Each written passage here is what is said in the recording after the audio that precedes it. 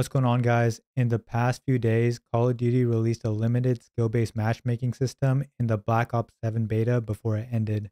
So I wanted to make a quick video going over exactly how that works and how a VPN functions in that playlist, since it's already supposed to be easier lobbies. When they released the playlist, people were saying that it was zero skill-based matchmaking, which I was already skeptical about. So I looked into how it works, and it looks like it isn't zero SBMM. It is just supposed to be reduced like how it used to be in the old games. So I wanted to test if that was true and see how it compared with VPNing. And then I also went ahead and checked on how a VPN works in that playlist. So I already have a baseline KD that I can compare to from my previous test on the beta. So what I did was I played 20 matches on the limited SBMM mode to see what my KD ends up being. And then I played an additional 20 matches in that same mode, except this time with the VPN turned on using the VPN settings from my last video. If you want to see the settings that I run to get the easiest lobbies in Call of Duty and Warzone, then I left that video in the description down below. Now for this test, I use VPN, which you can also get down below if you don't already have it. But here are the results from my testing. First, here's my baseline KD in Black Ops 7, just in the normal matchmaking system, a 1.79. So it's above average, but nothing too crazy. Now for the limited skill-based matchmaking mode, I ended up with a 3.5 KD. So clearly the mode was doing what it was supposed to do and giving me easier lobbies. Although, as you guys might have noticed in this mode, if you played it before they took the beta offline, is that a lot of the matches you end up in are extremely sweaty.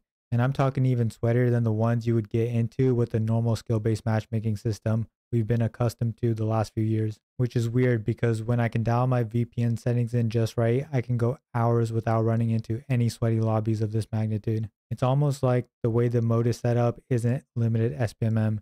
It's more like they limit it for some matches, and then to even things out, they put you up against sweats every few games. I know for a fact if this was truly without skill-based matchmaking, you could go all day without a hard lobby because there's way more casual players compared to high skill players. So that being said, theoretically, turning a VPN on should still keep your easy matches that you get into in the limited mode, but then also make sure you don't end up in these crazy hard lobbies when the game decides to dial up the difficulty every few matches. And that's exactly what happened. Here are my results with the VPN turned on in the limited SBMM matchmaking mode. I ended up with a 5.46 KD. Now this is actually the highest my KD has been in any Call of Duty game in multiplayer mode. So that really says something about the power of combining the VPN with this new mode. And apparently Black Ops 7 will be releasing with this limited SBMM mode on launch. So if you guys don't have a VPN yet, I would highly recommend getting one, because if this is how it's going to be on launch day, then Black Ops 7 might just be the most fun COD game we've had in years.